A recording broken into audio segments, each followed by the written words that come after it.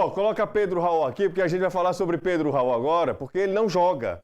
Ou muito provavelmente não joga. Até porque, convenhamos assim, ó, será deve, olha, cara, Pedro Raul teve uma pancada no tornozelo, torceu outro tornozelo. Pra quê? O jogo é contra um Palmeiras lá, já perdeu aqui. Eu sei que também não dá pra jogar a toalha não, tá? Né, e eu acho que o Ceará também leva em conta que ele não joga no final de semana. Então, se der pro Pedro Raul ir, mesmo que seja na base de um certo sacrifício, ele vai pro jogo. A vantagem do Palmeiras, por ser o Palmeiras, é grande. Talvez se fosse qualquer outro time. A gente fala, pô, mas 1-0, 1-0 é vitória mínima, você empata, vai pra pênalti. Por ser o Palmeiras, essa vitória mínima se torna ainda mais difícil.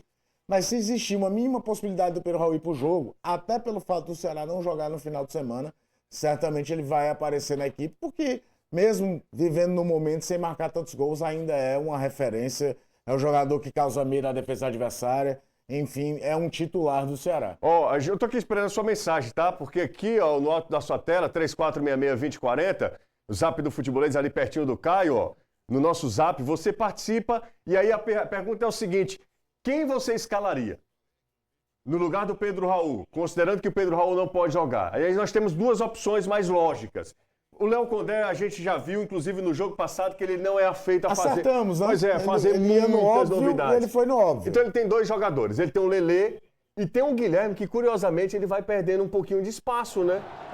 Vamos falar primeiro do Lelê, que é, em teoria, o substituto natural, José. É o centroavante, é o jogador mais experiente e que veio contratado justamente para ser uma opção ao Pedro Raul.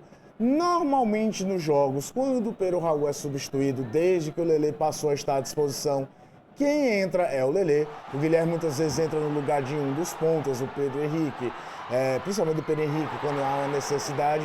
Então, eu não consigo imaginar, num jogo eliminatório, questão de experiência, de tudo, caso o Pedro Raul não tenha condições de jogo, seja o Lelê. Embora a gente sabe, o torcedor está um arara com o Lelê. Esse lance contra o Sport já foi no último jogo, mas tem esse contra o Santos também. Tem um anterior contra o Vitória. E aí o treinador, além de ter que trabalhar a cabeça do atleta para ele... Você tem que imaginar que você vai ter uma temporada ainda, você lembrou ontem, são 29 jogos na Série A ainda. Então não dá para descartar um jogador faltando 29 rodadas na Série A, trabalhar a cabeça do Lelê. O Guilherme é um jogador que, como você falou, talvez num determinado momento tivesse um pouco mais à frente, mas isso também se devia ao fato que talvez o próprio Lelê chegou e precisasse entrar numa questão física. O Condé já elogiou, usou até palavras muito fortes, né, falando que o Guilherme é um jogador diferente, até porque faz uma recomposição defensiva, pode jogar em outros setores do ataque, mas pegando os dois prismas de a previsibilidade de Léo Condé, que não é um cara feito a fazer grandes inovações, com também a questão de experiência, eu imagino que caso o Pedro Raul não vá para o jogo, seja de fato o Lelê o escolhido, que é normalmente a troca quando o Pedro Raul se contunde. Quem foi que entrou já no intervalo do jogo? Foi o Lelê, não foi nenhuma substituição do Pedro Raul, jogou o jogo todo, tá cansado, eu vou dar uma preservada. O Ailon pode jogar? Ailon, Caio?